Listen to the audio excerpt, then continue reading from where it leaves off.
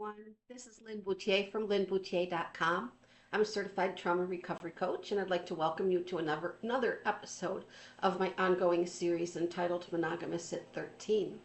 Today's topic for this video is, as is often, as is often for my videos, it can be a triggering topic. It can cause us to need a grounding tool. I have a grounding tool in my hand. I have a little holy stone, and I'm asking you if you would please do yourself the kindness, if you're going to watch or listen to my video, please do yourself the kindness of grounding yourself. Bring yourself into a state of anchored and groundedness by using a grounding tool and doing a little bit of mindfulness practices so that you can feel really connected to yourself. What I mean by that is when we connect our mind to our body and be what we call fully embodied, because that brings us a feeling of safety. It helps us to be able to remain calm and to not become triggered. So if you're ready to proceed, then please just continue. If you need a little time to do that, please press pause, take care of your system's needs, and then come back. And I want more than anything for my viewers to be safe while they're watching my videos. So if there are small children in the room, it's a very good idea to not have them listen to this video. You might want to save it till later if the little ones are not around, because as you listen to my video, you will understand exactly why I say that. Because we're speaking about people who are violent in nature today, and I do not want to in any way cause your children to have any emotional or psychological harm come to them from listening to Lynn speak about something that happened regarding a neighborhood problem. So this video is in response to a viewer who sent me a message, and I'll just read you part of it. It says, could you do a video on neighbors who are mentally unstable and how to survive this horrible situation happening? First of all, this message came to me from someone who does not live near me, but I consider to be a wonderful neighbor. The world is becoming a smaller and smaller place because of internet technologies and things like that. We stay very connected in our world. But I would like to just honor for a moment that I have a viewer who I consider to be a very, very good neighbor. And I appreciate this question being sent. And as always, if you have a request for a topic for a video, feel free to send it. I'm always happy to make a video on request to cover a topic related to trauma. So the question is, what can we do about it? And I'm just paraphrasing the question. What can we do about it when we're being traumatized by a scary neighbor? And this viewer mentions that the neighbor has some mental health issues. Well, that complicates things a little bit for us, because as individuals, we are not privy to other people's health information unless they are close to us and have shared with us their health information. But there's no accurate way for us to know exactly what is going on with someone who may live in an apartment adjacent to us, or if they live above us or below us, or if their doorway to their apartment is right across the hall from us, or if we live in a neighborhood where homes are close enough that we have fairly frequent interaction with them. So before I give an answer about how to help ourselves to feel safe and to help our own mental wellness, our own emotional wellness, our psychological wellness, and even our spiritual wellness. Because I'm a very strong proponent of the idea that we are triumvirate beings. We are mind, body, and spirit. And that does not, of course, does not come from me. That is an ancient, ancient understanding about human beings. And so it is important that we, oh, excuse me, I am so sorry. I forgot to silence my phone and my other phone. I beg your pardon. So sorry, that happens once in a while. When making a video, we're human and we make mistakes, and I forget just like everybody else. All right, so before I answer that question directly, I would like to share a story from my own experience on the topic of having a neighbor who had some issues, and they manifested one day into an explosion of violent behavior. So I will share that with you, and that's why I asked to have no children around listening to this story, because my personal experience, as you hear my story, you will understand exactly why I say that, because my children were 4 and 7 at the time when this happened.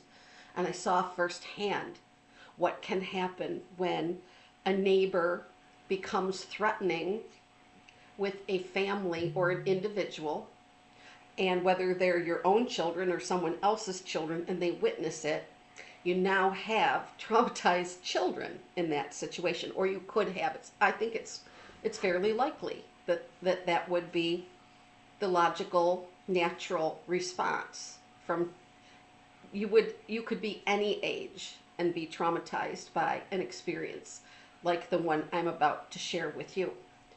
So, but getting back to mental health issues, I first want to say I'm a person who has experienced mental health issues in my past, because I did not understand that the root cause of my depression years ago, starting in 1997, was trauma. And I understand as a certified trauma coach that there are certain mental health diagnoses that can be easily misdiagnosed when the root cause is trauma.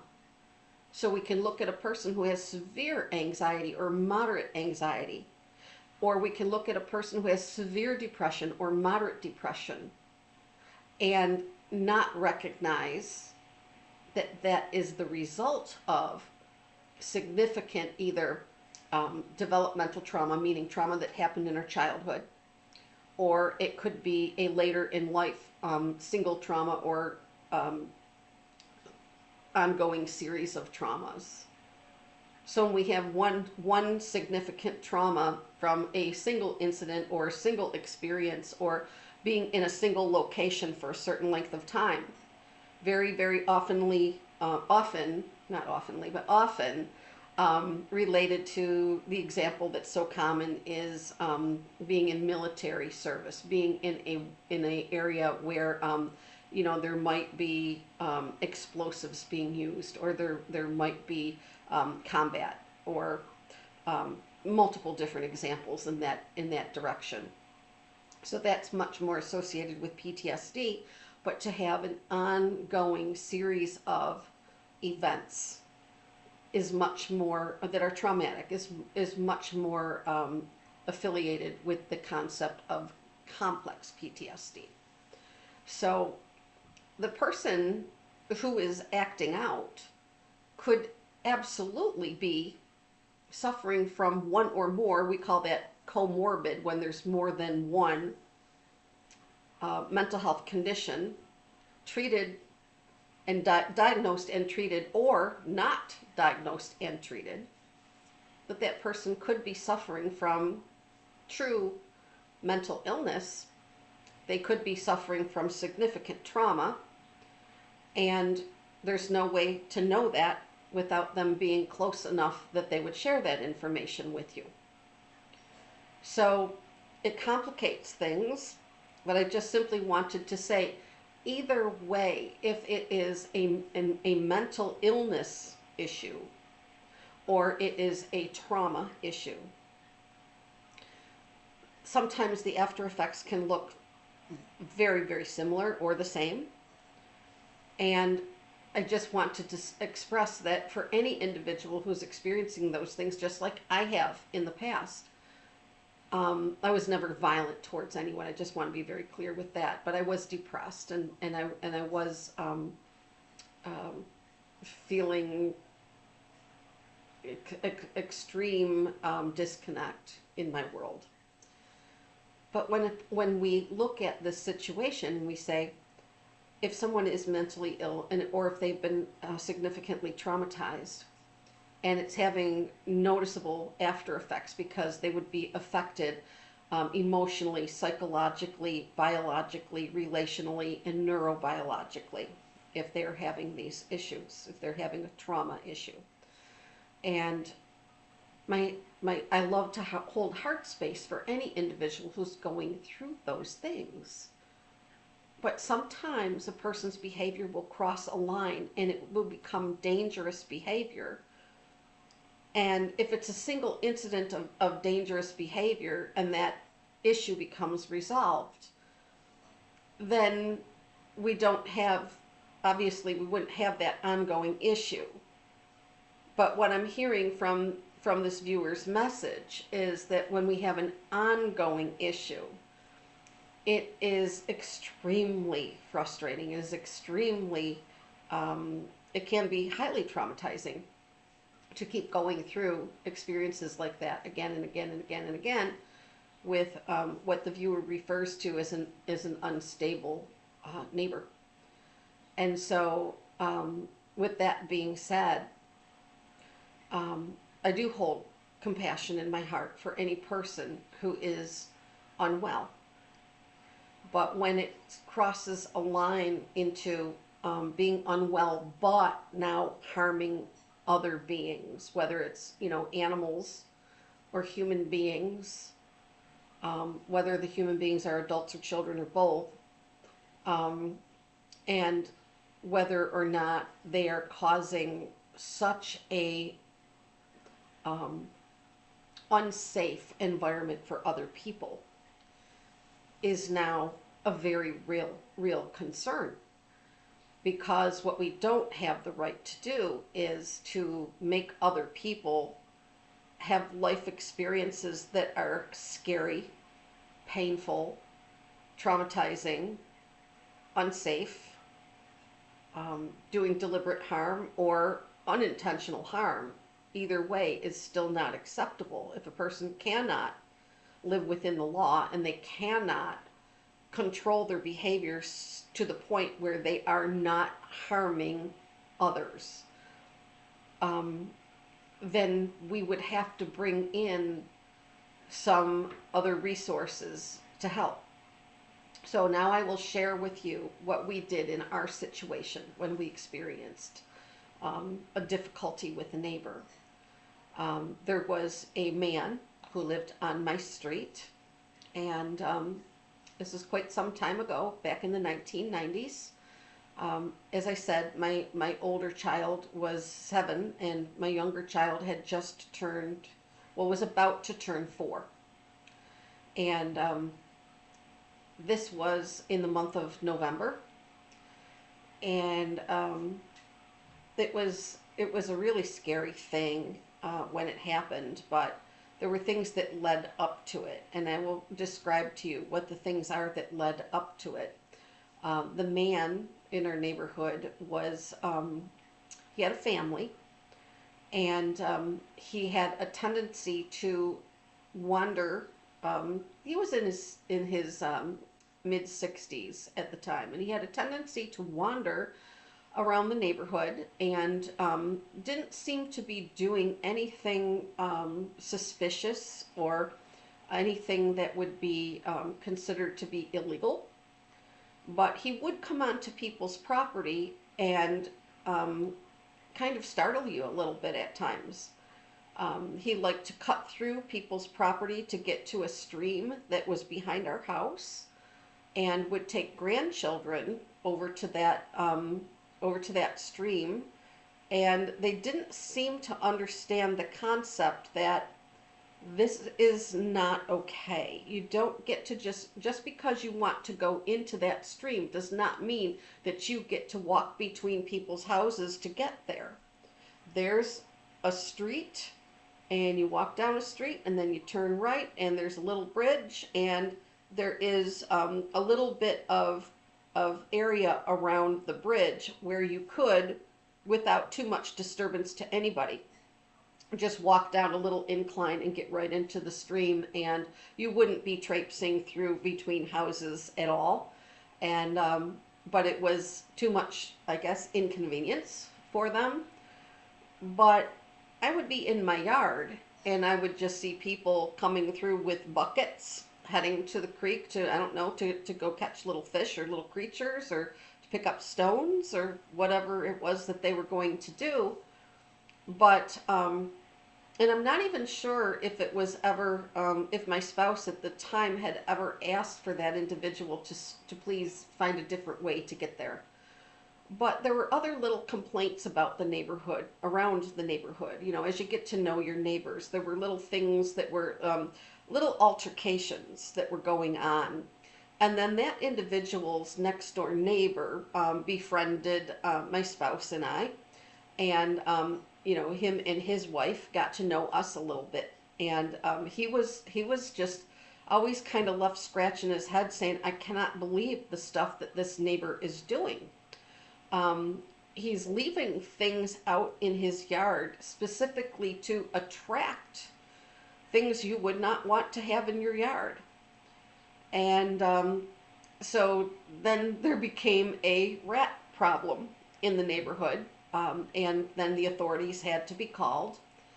And I can say that for some situations, with some individuals, once you bring authorities in on an issue, it's entirely possible that that's going to be like throwing gasoline on a fire. The moment that you reach out to the authorities for the help that you need, and you have every right to ask for, you should not have to deal with a neighbor who is throwing things onto your property, discarding refuse by throwing it over a fence onto your property, throwing things that would attract certain types of rodents into your yard, doing things such as parking in the most obviously inconsiderate ways, having lots of visitors and having them park in ways that would partially obscure your driveway, so that it would make it difficult for you to get in and out of your own driveway, where you could actually, you know, bump into one of those cars or things like that. Just what you would consider to be annoyance and nuisance behaviors. And I have an expression for when somebody chooses to keep escalating doing these sorts of things. And I refer to that as a person taking their index finger and just putting it on the end of your nose and just leaving it there and expecting you to tolerate that. Like they're standing right in front of you and they just decide to lay their finger on your nose while they're talking to you and expect you to tolerate it. Are they doing anything horrible and violating? You're not being injured, but it is almost intolerable. And is it illegal to do that to somebody? Technically, I mean, would somebody ever be able to say that's assault and battery? I don't know. If you had an agreement with that person, you will never touch my person under any circumstances, and if you do, I will consider it assault and battery. That could actually make it so. But most of us don't have that. We don't have an understanding with another person. You are never to lay hands on me ever for any circumstance or reason ever. But I use that metaphor as a way to explain that the behaviors of some people are designed to make you just about lose your mind. And some people who have low conscience, low empathy, and low ability or no ability to feel remorse, and I would say low ability or no ability to feel all three of the things I just mentioned, we're getting into the behaviors of people that we call antisocial traits. Because if you do anything to protect yourself and they know about it, if they get a visit from the police and the police are there to talk to them calmly and say, your neighbors made a complaint, we're asking you to not do these 3 behaviors that you're doing, that they asked for us to intervene and, to confront you and to ask you to please not do these things anymore. If they are a person of high antisocial traits, they're going to take that as game on. And that means you are now going to experience an escalation in behaviors. And one of their favorite things to engage in is retaliation and revenge. Some people might say, same thing. That's okay. But what that means is pushback. You're going to get pushback. I'll give another very brief example. There was another neighbor on the street, a married couple, and they had children the same age as our children, and their children were bullying my child, our child, and if you gave any indication that that was not okay, you would get some mild retaliation. You would get some pushback. What I'm referring to is extremely loud parties that went on just about all night long.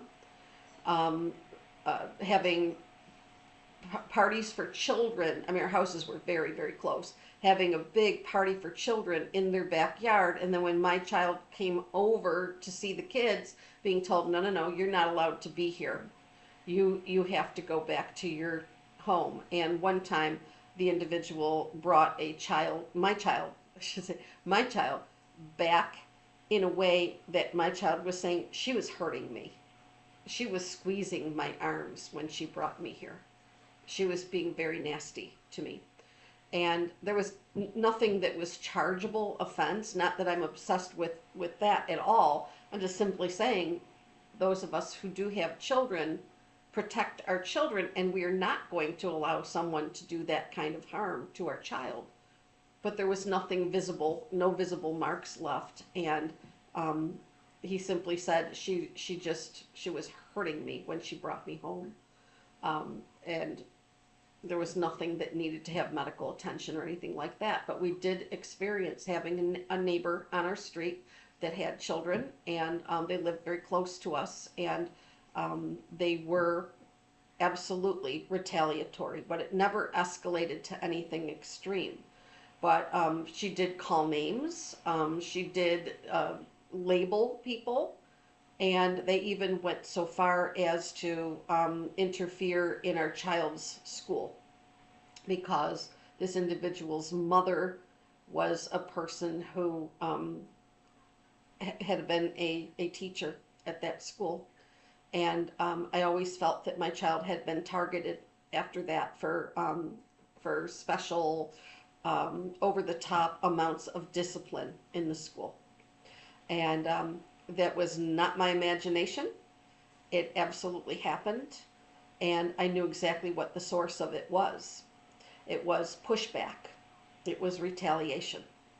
And so, but getting back to the man on our street that did this outrageous behavior, it was escalating.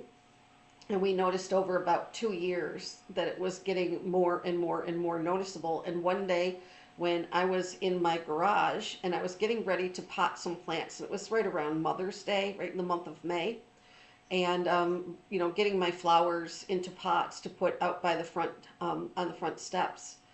And I was in my garage and I was mixing potting soil, and I turned around and that man was so close to me that I almost bumped chests with him when I turned.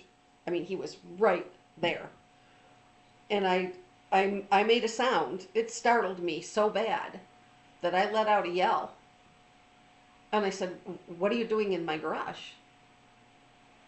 And he said, "Well, I came to tell you something. There's going to be a meteor shower tonight, and I thought you'd like to know about it so you can come out at nighttime and watch." And I said, okay, thank you so much for letting me know. And my body language was saying, you can go now. So I just stood there, with my feet apart and my arms crossed, arms across my chest, and just chin up and looking right at him, and said, you can go now, with no softness to my expression at all, and which gave him the message, yeah, time to turn around and leave. Well, I watched him walk down the driveway and cross the street, and I don't know what he went off to do, but that put my antenna up. And then that's one of those things where a person is really starting to push your buttons, coming uninvited on your property and sneak up behind you is not a cool thing to be doing. And most healthy adults know you don't do that to people. But little things were happening between me and my spouse where we're noticing that we're getting more and more increased involvement from him. Like, my husband would be cutting the lawn out front of our house, and he'd be standing on the curb across the street from our house yelling at him. For what? Making too much noise. In the middle of a Saturday afternoon, where greatest majority of people on our street would be doing their yard care at that time.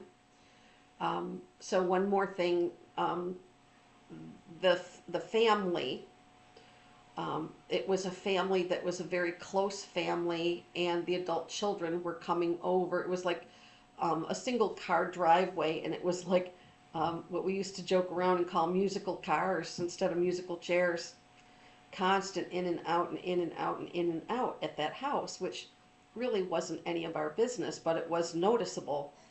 And that's an important thing to this story, because there was a day where the irritability had reached its limit, and it was in the month of November, and we had had a significant snowstorm. It was one of those kind of surprise snowstorms where we got about 2.5 feet of snow dumped in about, maybe a 24-hour period. It was a really significant snowstorm. And my spouse had taken our cars out of our single car driveway. We had 2 cars at the time, and he parked them on the street and then came back and got the snowblower out and snowblowed the driveway.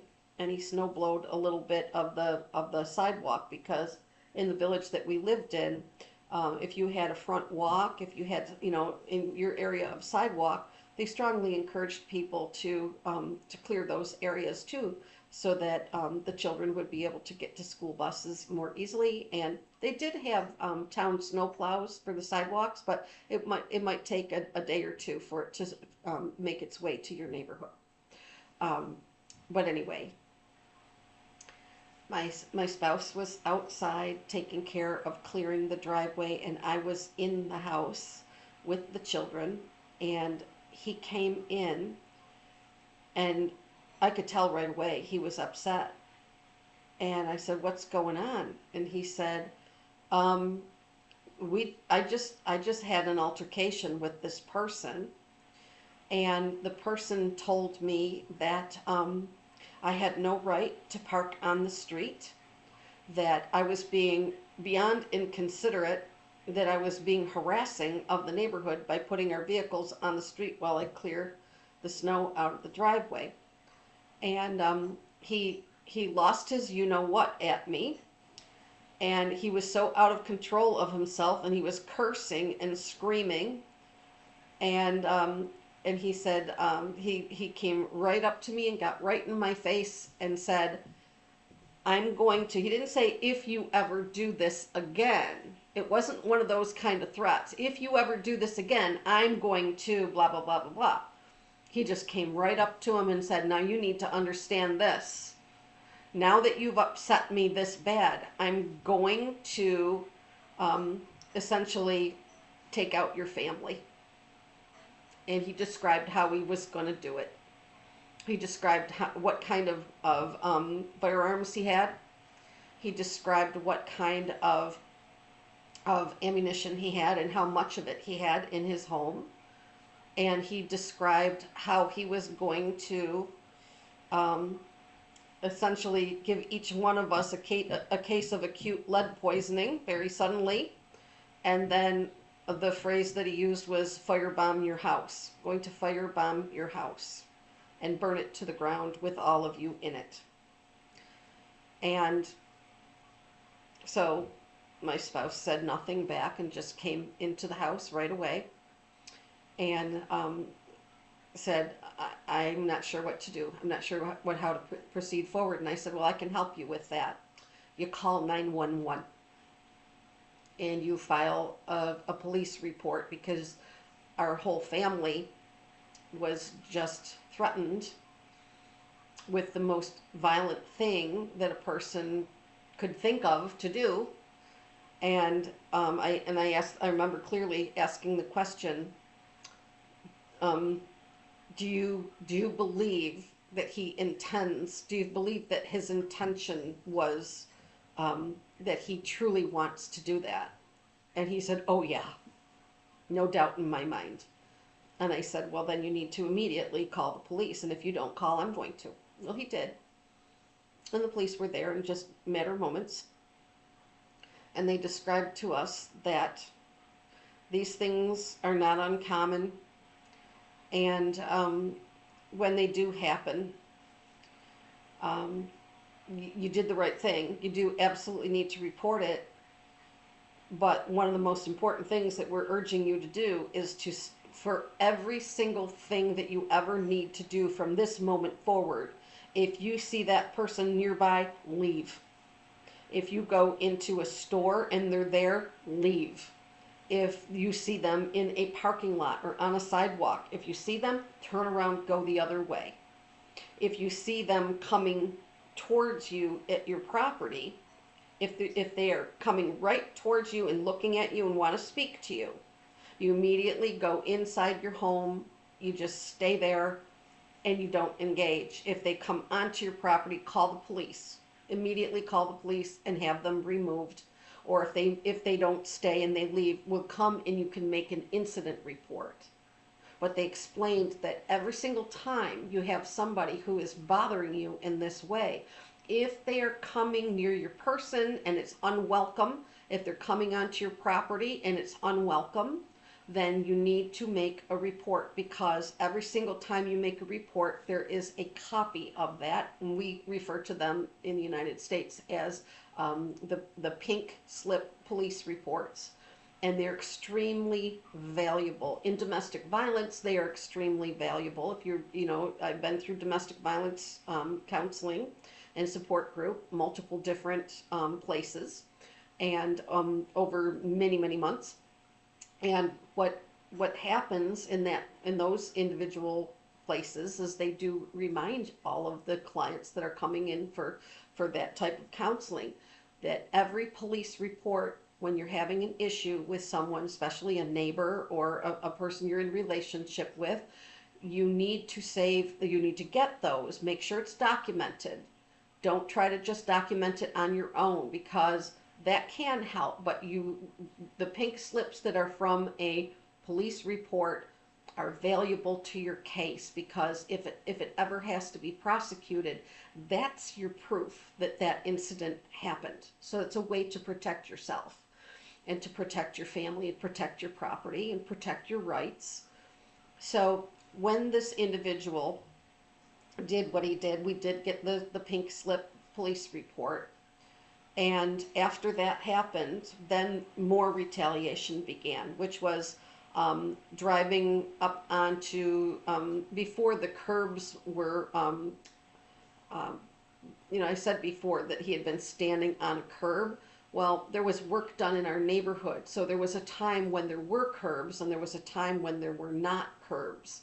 And for years, there were no curbs. And then even right around the time when this incident happened was when I believe our street was just beginning to be under construction to change the structure of the street. And when I refer to standing on the curb, I'm speaking about the space where the grass from the median between the sidewalk and the street, that edge where the grass meets the street. And in my mind, the word for that is curb, because that means right where the street ends and that piece of property begins. But what happened after the police report is that we were starting to get mysterious. Um, when your ground is real mushy in the spring and in the fall, and it's real easy to tear it up with tires. We were starting to get tire marks that were coming right up onto our front lawn. Um, and then later, when the curbs were put in place, we didn't have any more of that. But that ended up having to be, photographed and submitted and everything, because um, it was absolutely a pushback. That message is, you don't mess with me. Um, if you do, I'm going to damage your property. And it's not significant damage, but it doesn't make you have to get a lawn roller, and it does make you have to get, you know, um, grass seed and things like that. It's an inconvenience, but it is sending a loud message. But when he had threatened to harm all of us, the threats afterwards were significant, and it was escalating. But what did they do? As far as the legal response, the police had advised us, we think you should press charges, um, because there have been other complaints in the neighborhood, and his behavior is escalating, and the only way to get this to stop is with legal action. And so we did take that legal action. He did press charges, and the family's pushback immediately was to go door to door through the entire neighborhood with a petition, asking the neighbors to sign their petition, stating that they agree with them, that we were harassing people in the neighborhood, and that we were parking inconsiderately on purpose, and that we did it all the time. That we were always parking in front of other people's houses for the purpose of being contrary and irritating them and being inconsiderate. And when I stayed home with the kids, but my spouse did go to the court, for the hearing, and the initial hearing, and the entire family showed up to back this guy. And they showed their petition to the judge, and the judge laughed out loud and said, I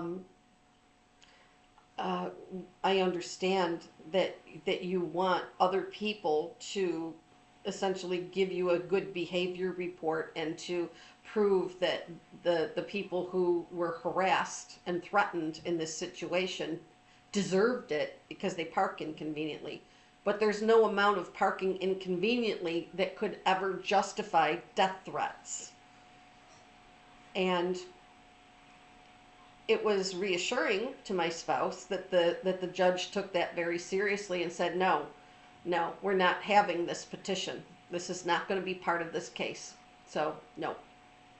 But he even came in with a letter from the pastor of his church that said that he was an exemplary church member and an exemplary citizen, and that it's highly unlikely that he had made the threats that he made, or that were alleged against him, and that it was entirely likely that the people who were making these charges against him were liars.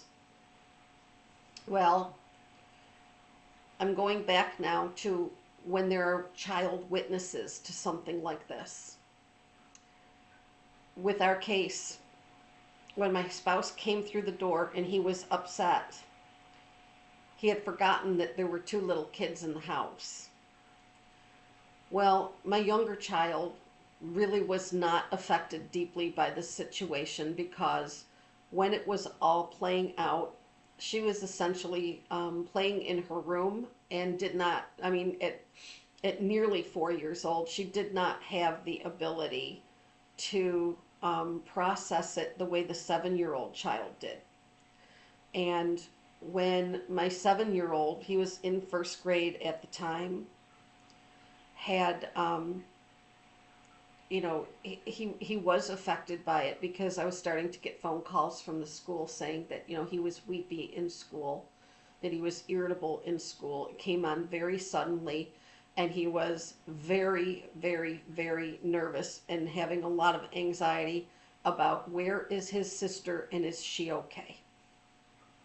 And at the time, she was attending a preschool. She was not in the same school building as him. She wouldn't be in the same school building until the following year when she went to kindergarten. But he was absolutely having the symptoms of trauma. He was having bad dreams. He was having changes in his appetite, distracted all the time, and he began going through the house like maybe once or twice an hour, and just having to go get a visual on his sister and make sure that she's okay, because he was terrified of having something happen to his sister, because he heard the entire thing. The spouse came in the door and was upset and said the entire thing that had happened, because he was at that moment traumatized. He absolutely had to have been. And he didn't have the presence of mind to pause and say, are the children going to hear this? But you don't have to have small children in a situation to find what your neighbor is doing is traumatizing. But the big question here is, what do we do about this? Well, there were several dates that we went to court, and we ended up having a order of protection against the neighbor. And after the order of protection was put in place is when the tire tracks started showing up on our grass. And after we'd fix it, guess what? A few weeks after that, the whole thing would be ripped up again. It was just the pushback that you get from a person who loves retaliation and doesn't have much of a conscience and doesn't have much of an ability to control their behavior. So I don't know what was causing this for this individual, and it's almost impossible to know anyways, because like I said at the beginning, we don't have access to that information. The family did state in the courtroom that there were some behavioral issues that were under the care of a medical doctor, and they did share privately with the judge the medications and things that the individual was on. But the one of the issues was that the wife had said that there were times where the medication was not being used. And so they started doing wellness checks. And that was something that I found to be somewhat helpful, is that they were usually coming by, it appeared to be about once or twice a week. They were just coming and knocking. This is the police force in the town where we lived. The police would just pull in the driveway, go to the door, and talk with somebody at the door for a couple minutes and then leave. And they were doing it regularly. And there were other neighbors, like the guy on the street who said that, he was having some difficulties too. And his were also reported, where he was confirming to us, yes, they are doing regular wellness checks. They're coming and doing welfare checks to make sure that everything's just going okay, and that there weren't any more incidents. And essentially, a person can be, and at that time, I don't know if it's changed since then, a lot of years have gone by, but a person can be released on their own recognizance, and with the family being advised to kind of be a little bit more attentive and to reach out for medical intervention when necessary, and to get them the treatment that they need if they are starting to do violence towards others. And it's just such a complex thing, because we don't want to invade somebody's privacy. We don't want to make accusations for things that they may or may not be experiencing, and we certainly don't want to do anything that would exacerbate a situation, or to to make a person feel that we're trying to be retaliatory with them. But how do we balance that with self-care and to protect our own, our self, our property, our privacy, our rights, and our autonomy? How do we protect those things when we have to live in a close environment with someone who is um, regularly, I mean, they've already established a pattern of being harmful to others in those different ways.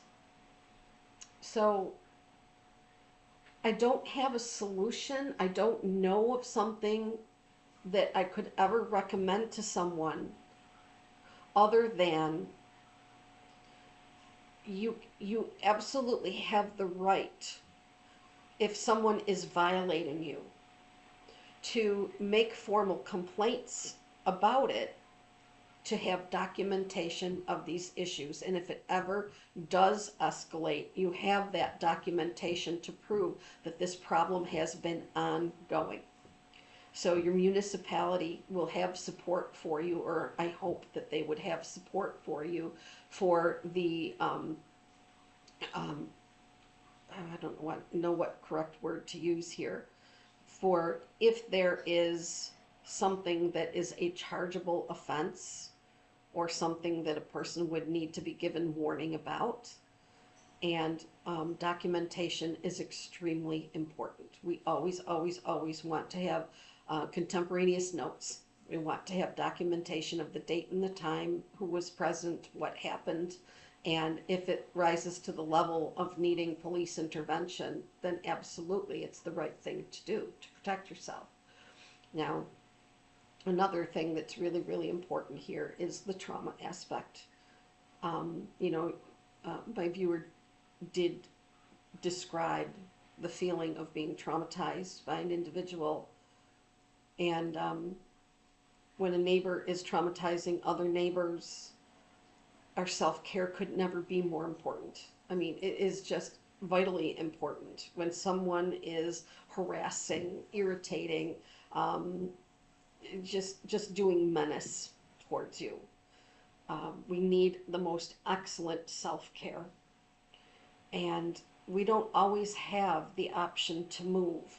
I understand that. I would never say, well, you just need to move. That's valueless in a situation like this. Because in our situation, we did not have the means in that time to move. We just simply didn't. We were a young couple with 2 small kids, and at the time I was a stay-at-home mom, and we just did not have the financial means. Paying our mortgage took everything we had each month, feeding our family, paying our bills. There wasn't much extra, and we simply did not have the means to be able to purchase a home and put a down payment on a different home and leave that neighborhood. We just didn't have that as an option.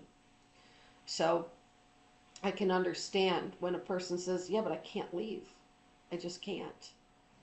And that's fully understood. If the person, for any number of reasons you might have, that you can't leave, those are valid reasons. Whatever reasons you have, they're valid reasons. But then what can we do if we don't have the option to leave and the person is not going to change? It's highly unlikely that a person who does that level of disruption to the lives of other people is going to change. Then we come at it from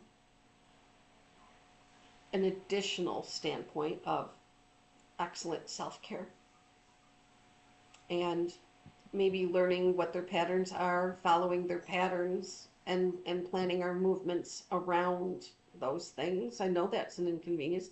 I think that most of us would say, I shouldn't have to do that. But if we can't leave, then we do have to consider. Doesn't mean we have to do them, but we would need to consider what are ways that I can ameliorate this problem for myself, not trying to pander to them or to be quiet because they want quiet or things like that. Saying, what can we do to make life more bearable for ourselves if I have to stay? What could I do for myself that would ease this for me? You might need to add a few more security things. If you need to have some security cameras, you might need to make a small investment in that. I just did that myself recently, and I was able to get what I needed on Amazon for under $100, and it came with an app that's free, and it just worked out. It was in my price range, and it worked out. But sometimes we have to get a little bit creative, and if we need to go, and this is very important for my child at that time, I did need to seek mental health care for my child. And right around that time was when I started to, in 1997, that's when I went into care for depression. And I absolutely believe that one of the factors for the depression that I was experiencing was that was an ongoing situation that I felt like I couldn't get resolved. So excellent self-care can include going and finding a mental health care professional that is a good match for us, a person who is empathetic, a person who is listening, and this is so important in this situation, to ask the mental health practitioner, are you trauma informed?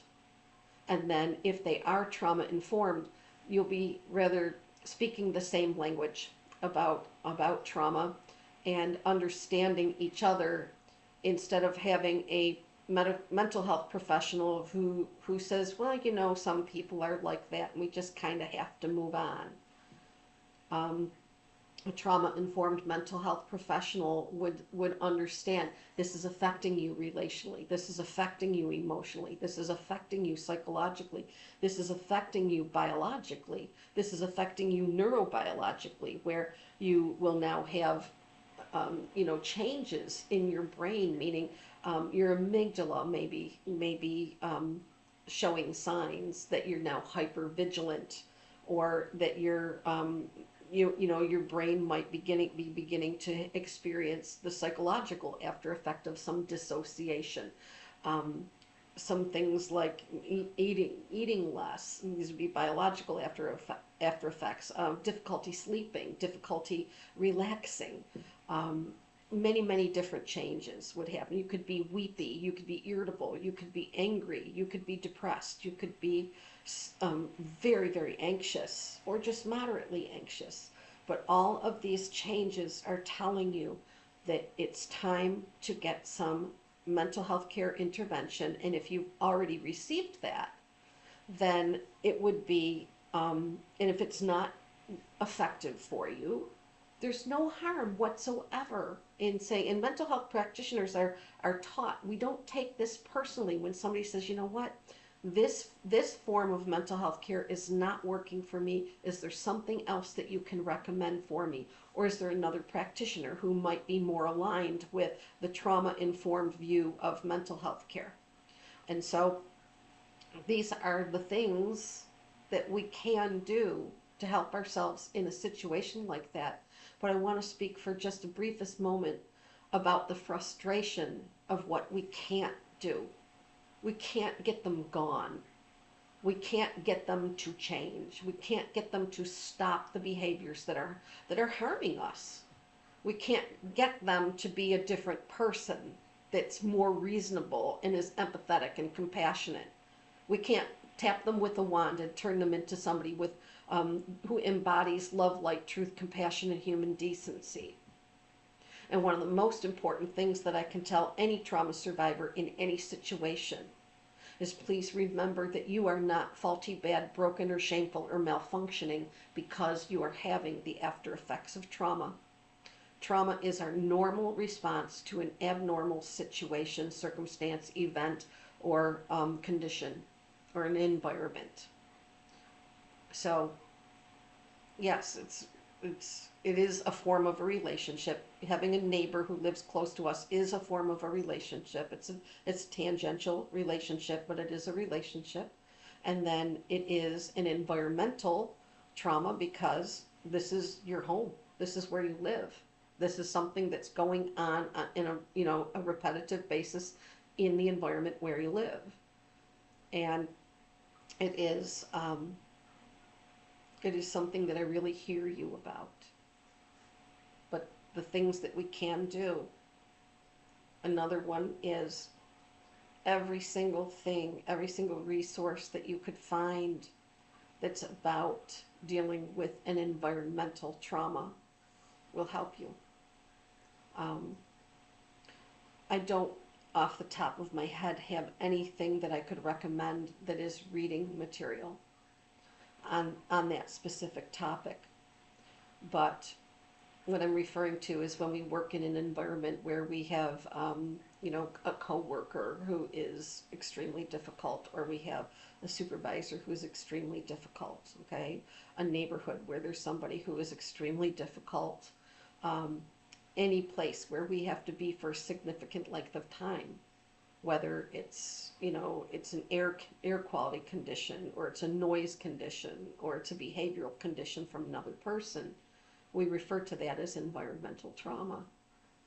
So there are some resources, but I didn't prepare any to recommend for you right now, and I apologize for that. But I just wanted to share this information and to say my heart's with you. I have experienced environmental trauma because it was my neighborhood. I couldn't get away.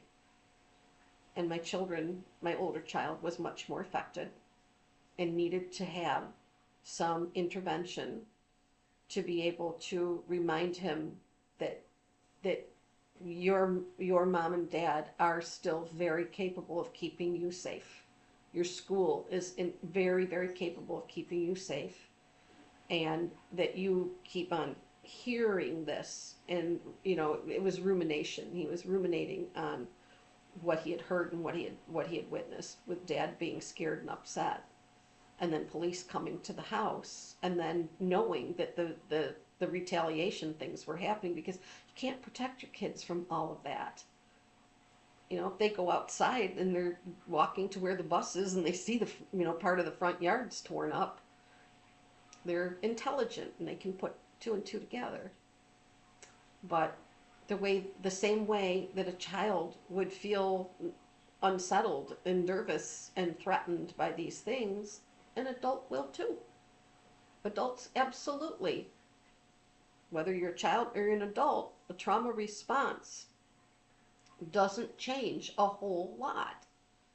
But it's the meaning that a child makes of it, the conclusions that a child would come to from that. Yes, those are a little bit different.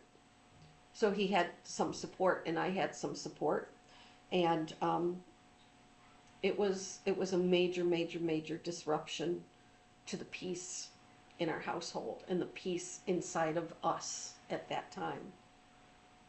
But eventually it stopped. Nobody left. The people stayed. And it just became, for lack of a better word, I don't like this, but the best phrase I can think of right now to refer to it as is a Cold War.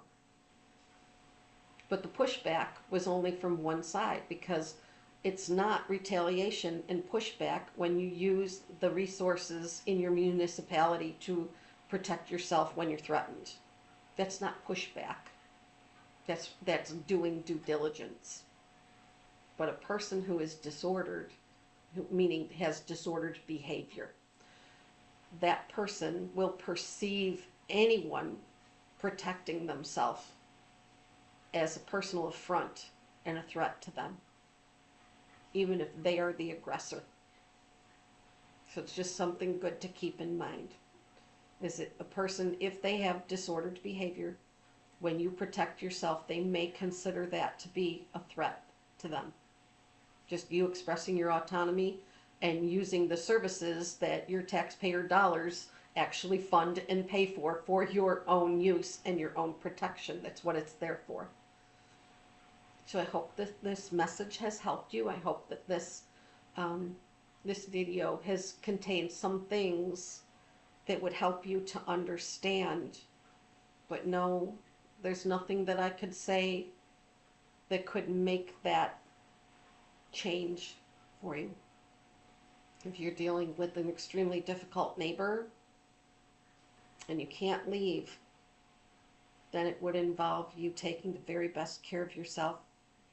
I'm being repetitive now, but use your resources. Use your inner and outer resources, or we call those internal resources and external resources. And it's a really good time to begin to use both of your internal resources and your external resources, and possibly build a little bit of community with people around you who can be really supportive, because you need emotional support during a time when you're going through something like that. So thank you so much for the question. I really appreciate all of you who've stuck around to the end to watch this video to completion. I really would love it if you would like the video, share it on whatever platform you'd like to share it on. And if you are interested in, please like and subscribe.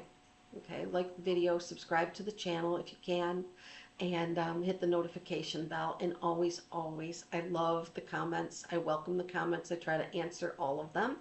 And if you have a video request, please let me know. I'd be so happy to make a video for you that answers a question for you, at least to the best of my ability. So if you're interested in becoming a client for Certified Trauma Recovery Coaching, you can reach out to me, Lin Bouthillier, at, you can email me, lin@linbouthillier.com, and you can call me, 716-994-3052. I'd be so happy to have a discovery call with you.